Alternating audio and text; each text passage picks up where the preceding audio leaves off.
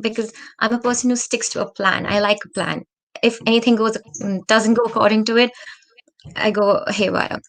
So, however, the thing about mental health is it's something that debilitates during the darker days. So when you have anxiety or when you have depression, it's constant. It's not a emotion that stays in that particular moment. It's going to get worse during your darker days. And I feel 2020, along with me, many of them had faced a similar kind of situation where they did not know what's happening next.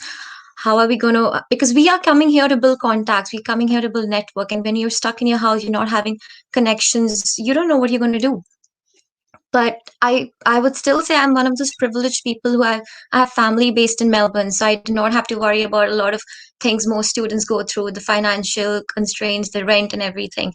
But when it's with mental health, unlike human beings, it's not biased. So anybody with any kind of resources can get hit with mental health. So, and like Sujit has mentioned, it's an dialogue-based conversation. The only thing we can do is talk, raise awareness, make sure everyone knows about the intricacies of mental health, and yeah, talk more about it. And yeah, that's all I have to say. I'll pass it on to Krina. Hi everyone, I'm Krina and I'm a Master of Social Work graduate from the University of Melbourne. My experience of mental health actually started somewhere around last year during the pandemic. I am fortunate I come from a family that's extremely supportive, understanding, and I have friends who are the same. But as international students, when we live here, our friends back home in our countries probably don't understand the experiences we go through. Like living alone is not easy, managing your time, your work, your studies is not easy. And I feel a lot of us as students from South Asian countries come from a lot of expectations from our families, because obviously they've invested so much money into our education, and you also feel that you want to make it worth. And to balance out the work and education really takes a toll on your mental health. But I was lucky enough because I was in a course that made me realize that, hey, you need to stop and breathe and think that you're not okay, reach out for help. And so I did, and which was extremely helpful. I was lucky to get the counseling support that I needed from the university. But I would still say there are some challenges to it, because there's not many counselors who are equipped to work with students from different cultural backgrounds. But it's somehow still worked for me. But I feel there is room to grow. There is a conversation we need to have. We need more people to work in the sector, maybe understand international students better, because there's so many languages like that don't even have the word for depression or anxiety. And the for us to understand and process that as international students, and to make our families understand that, is a separate conversation. And to also realize that you are going through something and be brave enough to reach out for support is also extremely important. So yes, let's talk about it. Yeah, thank you, Krina. Really good topics there from each of you, and I think I'm gonna pick up on the theme of the friend, right? Because I was, as I was reflecting on tonight's session, I was thinking, when we come out here, we might have some friends back in our home country, and then we might make some new friends, as because we are studying alongside them. It might be a project, it might be housemates. But who is really in a position to give you the support, the non-judgmental support that we often need when we're going through a tough time, right? Because when we're feeling fragile, we need someone alongside us, right? And that's what I'm hoping that you'll call a friend. But maybe I can hear from you, Sujit, as to and go around and find out what do you define as some good qualities of a friend who is with you during difficult times. Okay, my answer would be a little different, because the fact that my best friend would be my mother, because I pretty much share anything and everything with her. So she knows me inside out. So whatever challenges I face, I do share it with her, and I feel comfort, because in a way I feel she has a lot of solutions that she can offer me. But when it comes to mental health, I've seen one thing. She's not able to give me the apt answer, the kind of solution that I'm looking for. Actually, when I tell her that I'm in a phase, I'm not able to process things, I'm not able to look at things more constructively. It's basically you could say that men also go through mood swings. You could say that, and I'm honest about it. I do go through mood swings, but it's just that at your low, you need someone who understands this, who has has an experience of this, rather than someone who doesn't have an experience. When I say who doesn't have an experience, or maybe is a person who doesn't acknowledge that they have gone through this. They might have termed it some chronological terms, I don't know. They might have not looked at this particular issue as a mental health issue. They might looked at it as, okay, this is a preconceived notion in the society about, it's like it's a myth, it's a taboo in the society. Basically nobody talks about it. Stigma. So say it's a stigma in the society. So I feel there is a lack of awareness, there's a lack of understanding. In my case, what I ended up doing was that I reached out to some of my friends who had this challenge, who had gone through a mental health breakdown, and I asked them, where can I find support.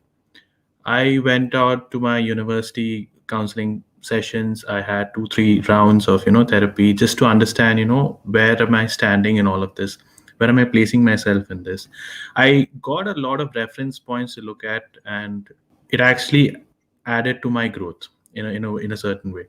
But again, they weren't able to connect with me that much, because I'm from a South Asian community.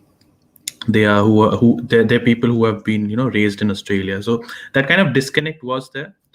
But all in good, like, I was still able to kind of like understand what their perspective was, what their suggestions was, and I took those suggestions into account and tried to like work around it. It did help, but again, mental health is not like a one stop solution. You don't get a one stop solution at once.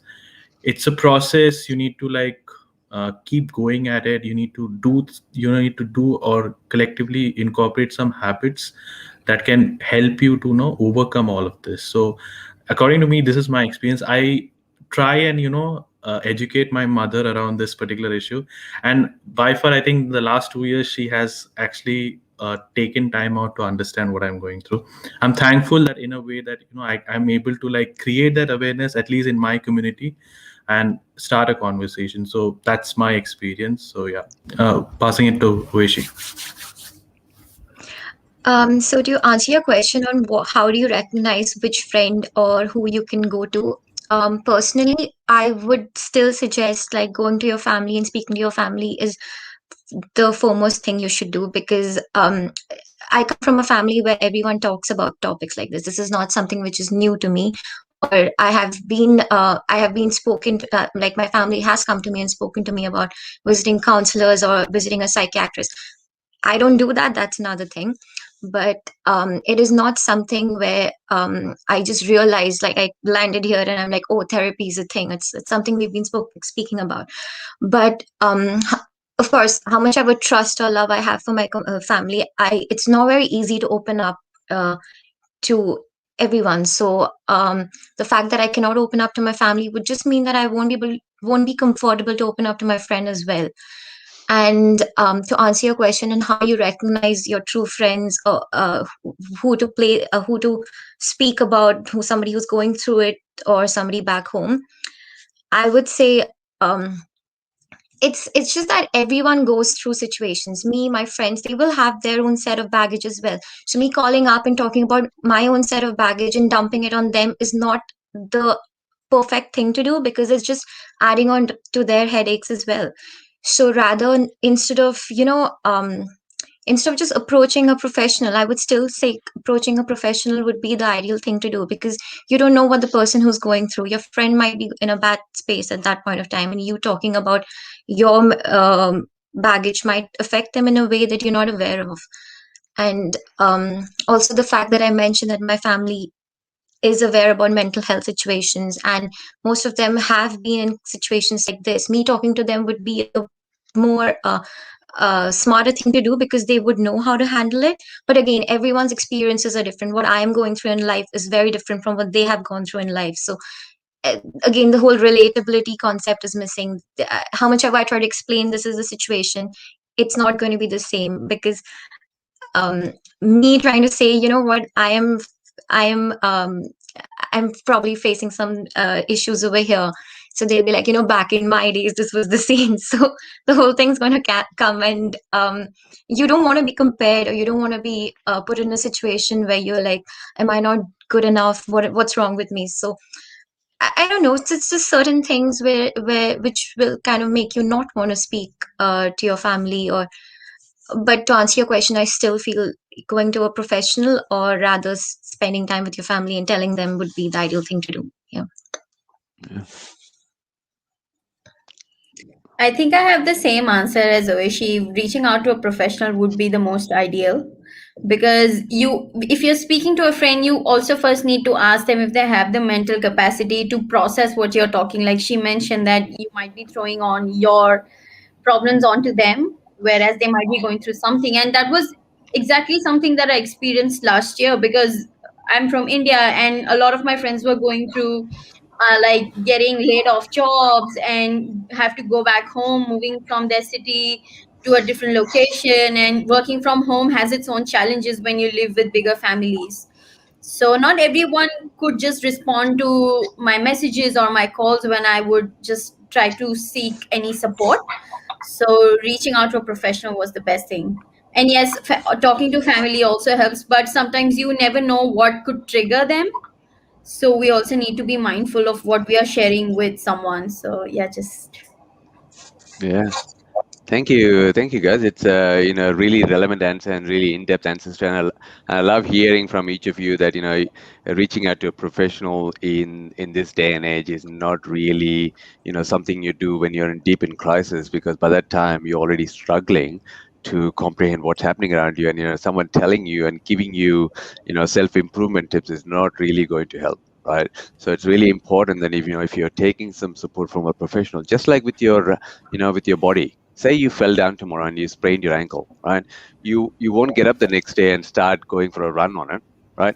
You would probably ice it, you would put it up, you would maybe go and get an X-ray to see if there's a fracture. So just like that, when we experience intense stressors because of academic pressure, because of what might be happening, to our family members back home, where we don't have any kind of certainty on what's happening in the future, when we start to let that accumulate on top of each other, that's when cracks start to appear, right? But if we can think about as issues, and who might be the best person for me to go and speak with, right? It's lovely to hear some of your personal examples of where family can be really helpful too. In some cases, it might be a person who you have shared values with.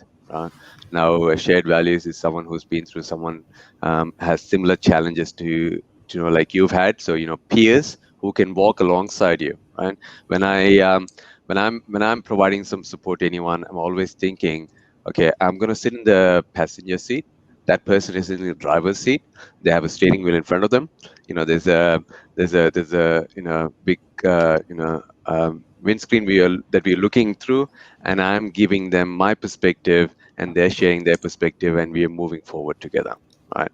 So when you think of a person who can support you in that journey, think of who that person might be. It might be a friend, a family member. Sometimes I often find throughout my life that sometimes going and talking to a counselor, it can be a good sounding board for me to sort things out. I might take a piece of paper, write some things down. I'm very visual, right? So it's some people are kinesthetic, some people like doing things, some people like hearing things. So I think it's really important for students, especially these days, to think about some of those softer skills, right? How do I learn, and what can I do to educate myself about my mental health and well-being? Now, on that topic, what I want to go around and ask you guys now is, how has your mindset changed, from when you landed here to where it is now? Was there a certain aspect of your personality that had to really, you had was really resistant to change, and you had to really mold and shape and work at it and be disciplined to be in a position where you're finding yourself finishing a course towards progress? I might go the other way around and start with Krina this time. I feel like I'm a very different person now than when I landed. I I knew about the challenges that are here for international students, but I think I didn't really comprehend them. But that's with everything. I think you cannot anticipate everything in life. You have to live that experience. So I would say I thought it won't be as bad. People talk about the struggles of finding a job and balancing life with studies, but it takes a lot more out of you, because if you live alone, you have to not just study and go to work. There's just so much other work that you have to do at home. Like, just going to uni and being in that discipline is so different. And I believe from countries that we come from, people don't start working at a very early age. Mostly, like, it's after graduation when they're 22 or 23. But if you see, people start working here at 16, and they're just kids, and they still know how to navigate life, maybe balance the two factors. But I think that was a very big challenge for me. And I was like one of those daddy's princess, like living in my own world. And to challenge that and to overcome that and work so hard that you make a life of your own here was a big change for me. Excellent. Thank you. Oshi? But yeah, individually, I have changed a lot from what I was earlier, but like Trina mentioned, that's everyone's journey. I feel the whole aspect of coming here and we're coming from a very family oriented place back in India. Like, you consult everyone to get one thing done. You have to, if you want permission for to buy anything, you need to consult everyone. But over here, you have to make your own decisions. You have to be responsible for your own choices. And I've come here with student loans. So the fact that that's always on your head, and still, a student loan and still work hard and still study, it was just very different for me. But then you come here and you realize, okay, you know what, everyone does that, why can't you do it? And then you sit and you introspect and you're like, so if everyone's doing it and still acing their game, why am I feeling this certain ways? So, and then slowly you realize you have to kind of live through that and you have to work through that. So I feel definitely grown in terms of resilience and how to multitask with hundreds of things in your head. But I think what I've learned over here is the whole individualistic attitude that Australia presents, and I feel it's something which is commendable, and because you do not want everything based on what we come from a family where you have to consult any decisions. Over here, when you're making your own choices and your own decisions and you're accountable for them, I feel that change is for the good, and it's something that I appreciate, that I'm slowly indulging in. So yeah, that would be. Right. Okay, Sajid? my experience is a bit different. So the guy that came in and the guy who's coming out of this university, I mean, they're two different people completely. And there are reasons why I say that. It's primarily because the mindset that I came in was kind of like, again, as Oishi mentioned, that you take in so many perspectives, you talk to so many people, their opinion gets stuck in your head, and you kind of think a certain way so that you get that societal approval. All in all, I think all through my journey, these 2 years have changed me in a way that now I look at things and I do things that give me happiness rather than, pleasing people. I look at things very individualistically, as we mentioned earlier, in the sense that I'm not like, I do have empathy for others. I do understand perspectives. I do place myself in another person's shoes. But all in all, like, I was doing it so much initially that I kind of lost track of who I was. And the reason I say that is because a lot of my decisions came under the influence of others. It wasn't my own, like, thoughtful decision.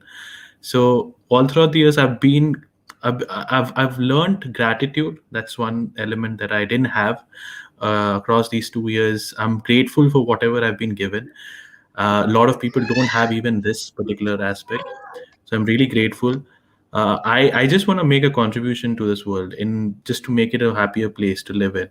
And if that is my objective, then I should look at ways to contribute to other people so that they learn, they educate themselves, and that's how you nourish a entire community. That's what I believe.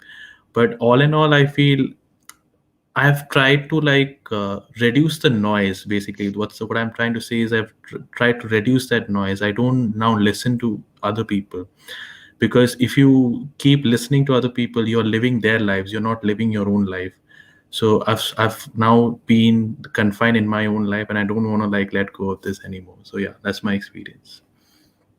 Excellent, excellent. Really, really get to hear that. What I'm really hearing is that, you know, to be able to push and challenge yourself is it's not an easy task, right? It takes time, and having not necessarily just having an end goal, but also enjoying the journey that you're on, right, is really important. So to have having a really curious mindset is something that international students are not gifted with when they get off the plane. It's something that you have to learn, and being able to adapt to this individualistic lifestyle that we have here, and trying to find meaning and connection is a key part and purpose. If you look at the World Health Organization definition, it says one of the aspects of mental health is connection and a sense of community to others, right? So I think for international students who are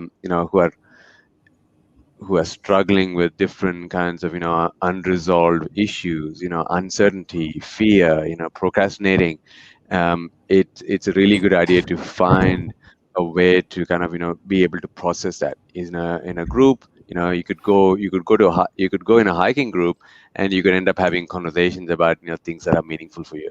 But it's really important to find ways to add meaning to your life. And when I first came here to Australia, I really struggled with that, because I had all this freedom, and I had all this opportunity, and I also felt a huge sense of responsibility, right?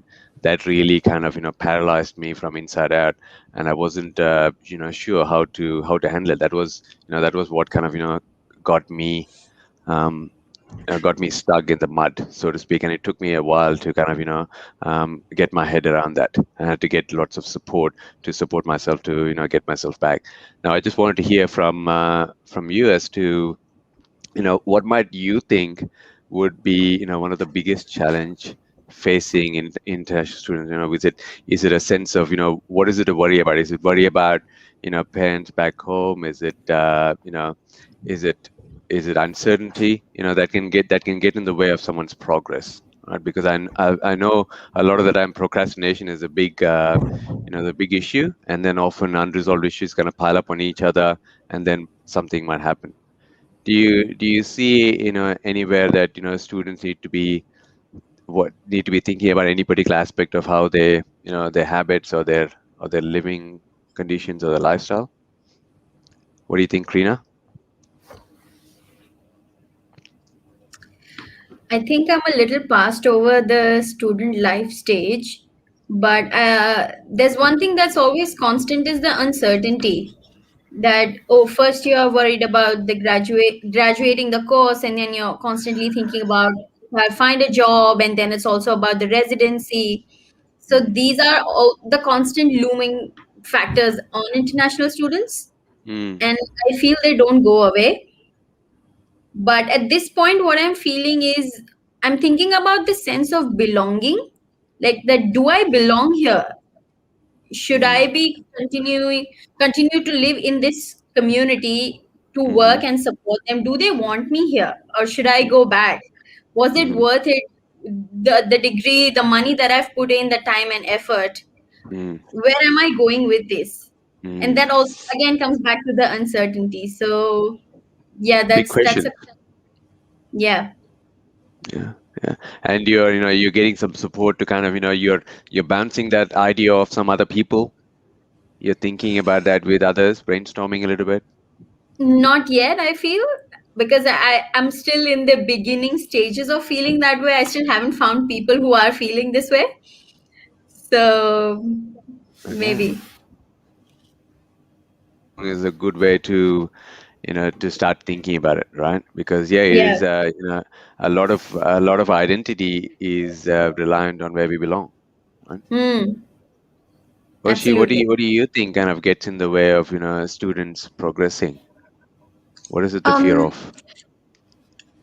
Yeah, the lack of the fact that we are uncertain about the future, but I feel that's everyone and every student. So I feel failure in any way. So for example, if I'm doing bad in any in a test, or if I did not get the job, the student job I wanted, it's not a big deal. It's not going to affect me in any way. I'm one of those grateful people to be privileged, but just the fact that it did not I did not get what I want, and the fact that I know how much of sacrifices I had to sacrifices is again very subjective. I did not Hmm. like just shed any blood and sweat to come here, but the fact that I have taken a big loan and I have to all that's anyways just to come here, and the things that I'm responsible for. So just the fact that any sort of failure will kind of scares you, and it kind of reminds you of all the things that you have done to come reach this place, and it makes you doubt your own capabilities, because unfortunately we are all obsessed with marks for some reason.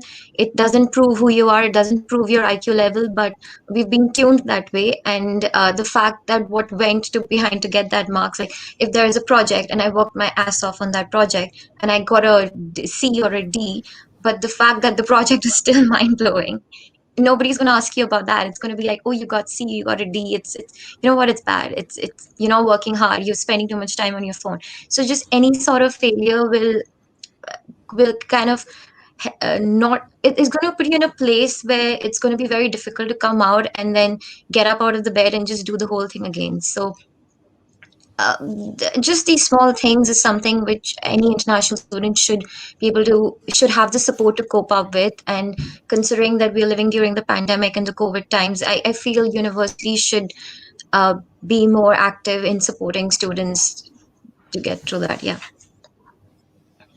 Excellent. Thank you And for that. Sujit? So according to me, I feel when you're an international student, when you come into a foreign country, the level of responsibilities that are on your shoulder just magnifies, and it grows like it grows significantly. And I feel one thing that I've experienced here is that I had to start doing things that I never did back in my home country, because everything was quite, I mean, it's very convenient. You can just pay someone to do that job for you. But here you're on your own, and you need to, like, work out things at your own pace, and it's dependent on how fast you do things. The outcomes will be good. Like, it's based on the decisions that you're taking, the outcomes will be reflected on. So what I believe was one of the key challenges was, again, yeah, that uncertainty factor that kicks in. You don't have a job, you're searching for a job, and not just the job aspect, but people labeling you some, words like, you work hard, you should do this. I mean, there's a lot of mental pressure that builds up once you're in a foreign country. Distance from your parents, your close ones, your friends. You don't have that emotional support built up in this new country, so you kind of like gauge at who can I trust, whom can I, reach out to. So you try and you try and you try, you go and seek help, you go and, meet new friends, make new friends, just to test the waters, how it is.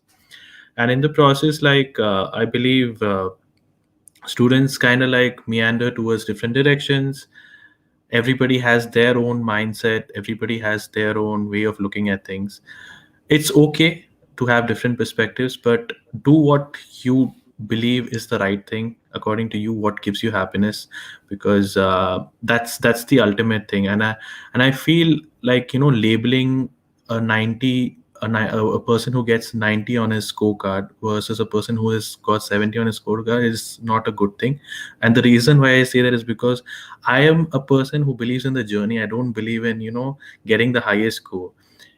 I know many individuals who have got 90, 95, but if I ask them the concept behind what they've studied, they don't know. They've just mugged up and vomited. I'm not that kind. I was that back in my home country, because, you're in that mental space. You're told to do things in a certain way in order to get that societal approval. Here you don't have that. I'm thankful that I'm doing a course that I really like. It's not a course that was, like, put by the system or told to do by the system. You should do this in order to gain a sustainable living in this country. Here I wasn't told that. I took up a course out of my own, interest, out of my own passion. So I believe in the process. I would encourage students to, if you have come here for a reason, invest yourself into that journey, invest yourself into learning something new, not just what the others are saying and what that person is saying. Because if you start doing that, your mood is influenced by these people. You don't have control over your mood. They are influencing your mood at the end of the day, and that's not a healthy thing, is according to me. That's my take on things. Yeah, yeah. Some people would have, who have heard about the locus of control, right? We can, and there is aspects outside of that which are not in our control. But what we tend to do is we often look at aspects that we can't control, but not focus on what we can control, right? And when we start to worry about, things that might happen in the future or something that's happened in the past, it either makes us anxious or depressed, and we're not present in the current moment, right? And you talked about gratefulness practice, which is a good way of being, present in what we're experiencing right now. Now, something else that that came to mind as each of you are being so brave in sharing your vulnerabilities and your struggles is that when when we are caring people, when we realize that care is one of our values and we appreciate that in others, you know we tend to be there for others to support them, right? And sometimes we often also find pleasure in supporting others. There is some aspect of me that's a people pleaser that gets some kind of satisfaction, so it is almost a selfish need. But I wanted to hear from you as to how might you create a boundary so that the person you're supporting, might be another student, might be a family member who might be struggling with certain aspects of the life. And sometimes when it comes to people experiencing stressors, instead of looking introspectively, they might blame others for what's going on, right? And you might be in the firing line. So what tips do you have for for supporters of those who might be experiencing some challenges in their life, and how can they have a good boundary and look after themselves as well? Any tips, Krina? um, this hits home because I think it's very difficult to distance yourself from someone you really care about and want to really support them. For me, what's happening for the past few months is that my friends also know that now I'm a social worker, so they just come to me with all of their problems and stresses and just assume that I'm going to give them an answer of something, that hey, Or the this is the solution? problem. Yeah, but that's not how it works. I don't have the answers. I try to speak to them in a very rational way, but it's extremely difficult to be a third person, or yeah, just stand out of that conversation and try to make them look it in a different way. But I try my best. My only thing of self-care is, like, sometimes I try not to respond to them, that hey, I'm sorry, I'm at work, because I know they're going to come with something that's going to disturb me, because of course you care for them and you feel for them, so you're like, oh, but my friend is so sad, something's gone wrong with him or her, that you don't want to carry that with yourself. So the So guilt along with it as well, right? there's a guilt. Yes, there is a Yeah. guilt, but then sometimes you have to distance yourself. You cannot explicitly tell them sometimes that, hey, I'm not in the mental capacity to talk to you about this, but you find other avenues. You don't respond to them, which is, I know I'm setting the wrong example, wrong precedent, and not the best suggestion. But this is what you have to do sometimes. It's all good in books that you tell your friends, be honest with them, but that's not how real life works. Yeah. We need to be, we need to be authentic and genuine, because without that, we're just pretending to be someone we're not, right? Yeah. And what ends up happening is that if we put on a mask for someone else, saying that, we're trying to be, smiling at them, but internally we are feeling resentment, anger, Mm. guilt. Oh my God, they're wasting my time.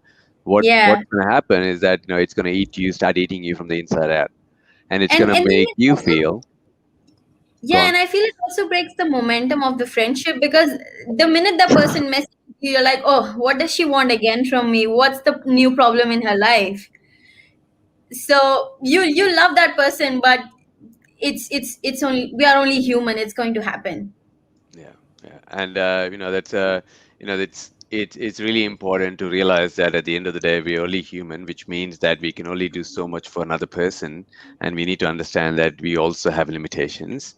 And self-preservation has to take priority, right? Which doesn't mean that we have to be selfish, but we do sometimes have to be willing to say no to to the opportunity to help someone or support someone, because we need to look after ourselves first, Hmm. right? And that might look like sitting in front of a television and just vegging out because that's downtime, right? Yeah. Or it might be going for a walk, listening to your favorite music, or just doing some journaling or painting, or or artwork, or spending time in the garden, because nature is a really good way of getting back into the present moment, because what you're seeing in nature can't be fast forwarded. A bee is right there sucking nectar out of a leaf, and it's happening right there in the moment, and it's not something that you can skip through. So good point, Trina. Oshi, what do you think about boundaries when supporting someone, when supporting a person with Um, struggles? I think it's very important, and it's just lately that I have started setting boundaries around me, because everyone reaches their point where after that they're gonna crack, and you'd rather do it alone rather than have people around you and just snap at them. So it's very important. Like, there's been times where, like Trina mentioned, that you just stop texting and or stop responding to messages, and I've been doing that with friends and family. In that whole process, I've lost friends as well. But the whole thing is, I feel I honestly, I feel like people of my generation, there are very couple of handful of them who actually understands when you say I want my me time. But so when I say that to people, and then they're like, some of them will get it, some of them will understand and respect your privacy, but then there will be people like, wait, what, why, what do you mean? Did I do anything? What happened? What's the scene? And you just don't want to respond to it, and in that process the whole friendship gets it gets soiled. So you Diluted. um yeah, so one, it's very necessary that you just still let them know, because you set that boundary. You just say, I'll get back to you. I am not, I'm busy right now. My excuse these days are like, I'm busy, I'm working, because then they'll stop it. but but if you just say, I just want to spend some time with myself right now, they're like, what are you hallucinating? Are you what are you doing? What do you mean me time? What does that mean? It's so strange. But if I say that to one of my family members, they'll actually get it. So I just don't understand. I mean, how does it work? Shouldn't people just Oh, looks like we just did we just lose Oshi? am I Yeah, Oh back? yeah, yeah, you're yeah, back. yeah. Yeah. So, how much hour, you got to put up a brave face and just have to let them know that, this is where I draw the line, because I'm not an experienced tutor over here. I don't have answers to all the problems in the world. I'm learning as just like you are, and I don't know how to solve this. But yeah, this is very important to say it out loud. Yeah, I'm loving the bold answers, because even the internet connection is struggling to kind of keep up with. It's like, did she really say that? That I think my friends are gonna message me saying, "Wait, what? Do you say you're busy and you're actually?" So that's gonna happen. and I love that each of you are putting yourself on the firing line here, right? Because you know what's going to happen overnight, and when you wake up in the morning. But remember, we can continue the conversation if anything does happen. Each of us is here for each other. Now, Sujit, as you talk about your method of setting some boundaries, I also want you to kind of tie in where the persona of being a male comes into it, right? And Okay. because that might be an interesting view. Go for it. So, like, for me, I've understood one thing, and it's a heartfelt understanding that in these 2 years, as an individual, I understood that you can't gel in with everyone. That's one thing I've understood. You can't be a people's pleaser, or you can't be there for everyone. That's one thing I've understood. You need to cut those boundaries, because I feel, as a friend, I'm more than happy to help someone else if they need something. Let's say they need help with their job application or something. I help them. If I have the time, I'll genuinely help them. If I don't have the time, I actually, what I intend to do is that I guide them or help them navigate to a resource that can help solve their issue. At least I do that. But I try and answer to all the questions, all the kind of problems that they face. Um, I feel sometimes the suggestions that I give are taken or interpreted in different ways, and it so happens that even after you suggest them, even after you guide them, do tell them to do certain things, they end up doing something wrong, which is like a pattern. They've been processing that pattern, because I feel at the end of the day, this is from personal experience. In South Asian countries, we often trust the other individual too much, and we trust him in a way that whatever he says is correct and this will work for me. Now if you apply that same concept in a country like this is not going to work. If I say that this is going to happen, then you need to put that effort to make that happen, rather than waiting for things to happen for you. This is not going to wait. So a lot of instances like that happen, and you kind of develop these misunderstandings between individuals, and that's a fair game. Like, I don't know, like, my interpretation of something is quite different from my friend's interpretation. He says that no, I can't crack a big four company or something like that. I said, dude, have you tried? Have you put in all of your effort? Did you like put eggs in all the baskets, or you're just saying that? So I'm just giving an example here. This is just to do with this. The other challenge is that they say that I'm not finding the real partner, or the kind of partner that I'm seeking for. This particular space is not providing me that. I say that don't go out seeking for these things. It happens. You got to trust the process. In the meantime, maybe work on yourself. I feel the more you work on yourself as an individual, things happen to you, people come towards you. It's not like you press this button and this happens. It's not like that kind of a thing. And as a male individual, I feel like there's a lot of potential in the international students that come in. And in fact, I've seen a lot of female entrepreneurs rise up during these COVID times and coming out and showing support. So I feel like both the male and female, and all the genders, I'm saying, they all have potential to do great things. It's just that unlocking those potential requires some sort of self development inside, or self confidence that comes from within, and nobody can create that for you. It's a process that you nurture for your own self. Nobody comes. You might get directions, you might get navigation on where to go and what to look at. That's about it. It's your own journey, and you need to like kind of like develop it. Obviously, if you are stuck somewhere, reach out. There are resources, there are people to help you, but don't form negative interpretations, or don't say that the world is a bad place. It's not. It's just your perspective. And if you just step back, take two steps back and look at it, things will change, and it's just a matter of time. So yeah, that's my perspective.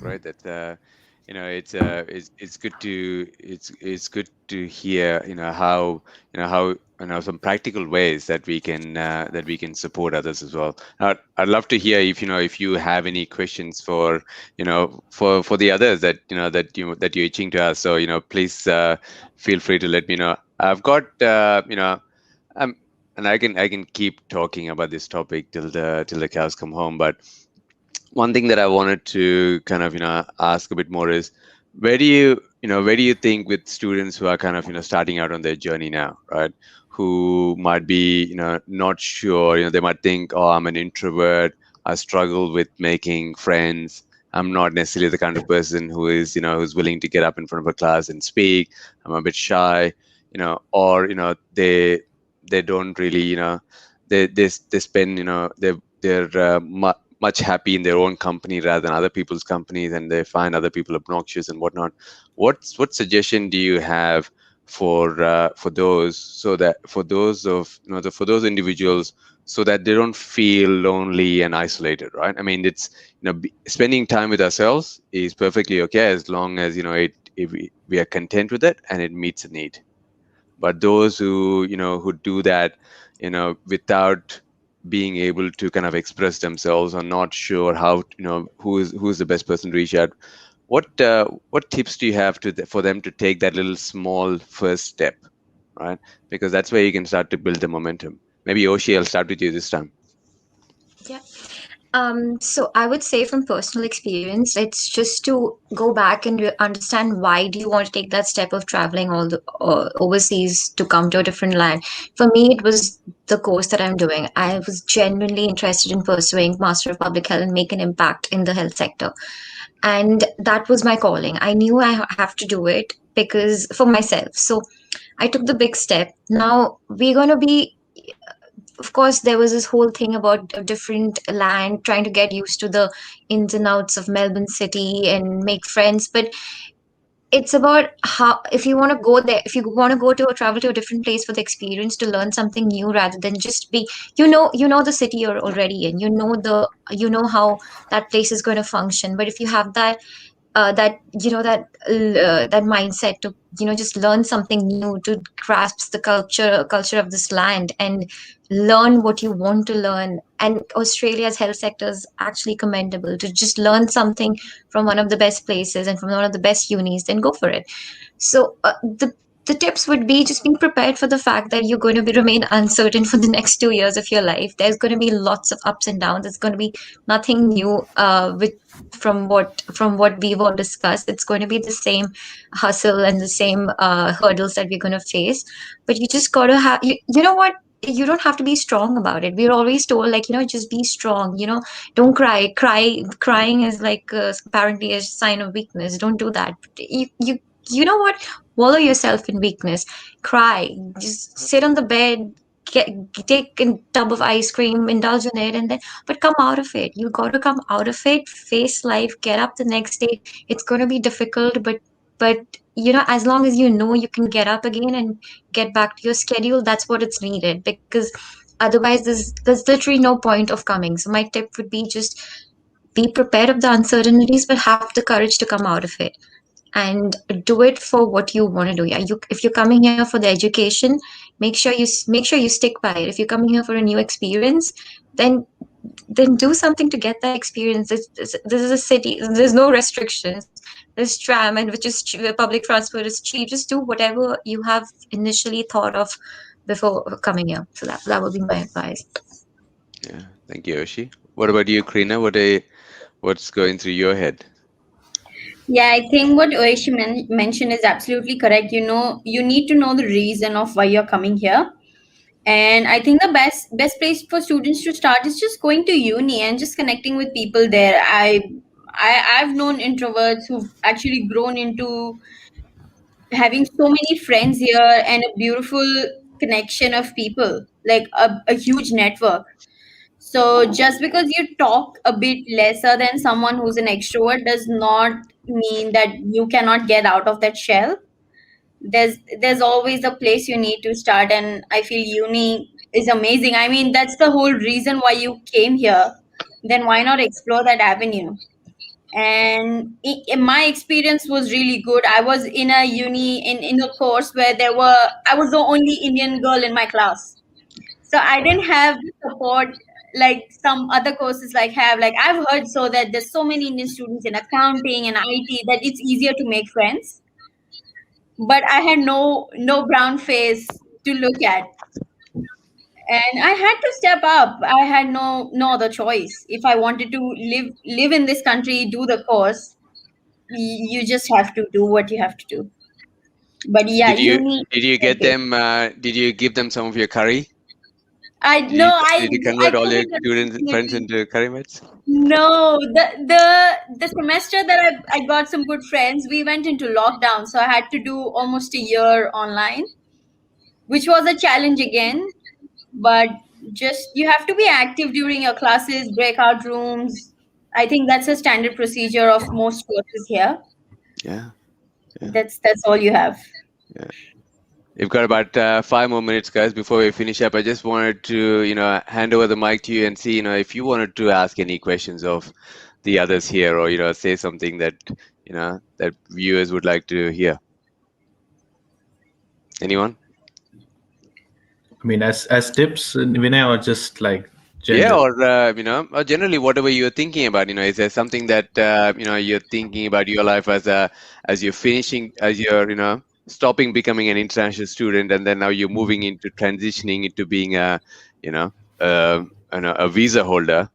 Now, Yeah. how are you preparing yourself for what's going to come up next for you? Okay, so okay, my first tip for international students who are coming in would be mostly to do with, brace yourselves in terms of just, experience the journey. Like, try to like indulge yourself as much as possible in the journey and make the most out of it. Don't listen to everyone. Listen to your own thought, your own processes that run in your head. And for me, it's going to be a challenge since I've just graduated. It's going to be a new ball game for me because I'll be heading towards the workplace, new people, new conversations, new way of thinking. Like, it'll be a different tangent towards just studying something and preparing New for exams routines, and new routine, completely new stuff. So it's a challenge. And in life, I feel the more challenges you surpass, the more stronger you become. I feel the best advice I can give is that the more you resist it, the more you become a closed shell. The more you accept it, you break that shell, you come out of it. That's about it. That's my advice to everyone right? listening. Right. And Oshi, any final words? I would say nothing much. It's just that mental health it's a very difficult topic, and it's very difficult to come out of it if anyone is suffering from it. Just lots of strength to everyone and anyone who has to face certain situations like this, and irrespective of the fact if you're an international student or if you're just anyone, it's just lots of strength. You're doing well in life, and yeah, we'll come through. Yeah. And remember, whoever's listening, you can reach out to any one of us, right? And we're happy to have a further chat, or have a cup of coffee or tea or chai, and sit down and talk, at any length to help you find any kind of support that might be relevant in your situation, and also talk about some of the other things we talked about. Karina, what are your thoughts after after coming in here? All three of you came in with no real agenda, and you've really given people something to think about, and I love the honesty that's coming through. What are you working towards in the next 2 years and overcoming some challenges? So first of all, thank you so much. I really enjoyed speaking to everyone. I had no idea the conversations we were gonna have, and not I didn't expect them to be so much fun and so educational as well. Like, I learned so much about you guys. So thank you for that. For me, the next 2 years are going to be a different journey from what I've gone through as a student. So I'm looking for a job, finding one, the residency process, the same process that all the graduates go through. So that's what I'm looking for, trying to make a difference in the community, supporting people, because that's what my background is now. So just looking for that, helping people, taking care of my own self, hopefully going back to India, see my family, and just be hopeful that things will fall in place. I know we tend to get impatient that, oh, why is it not happening for me?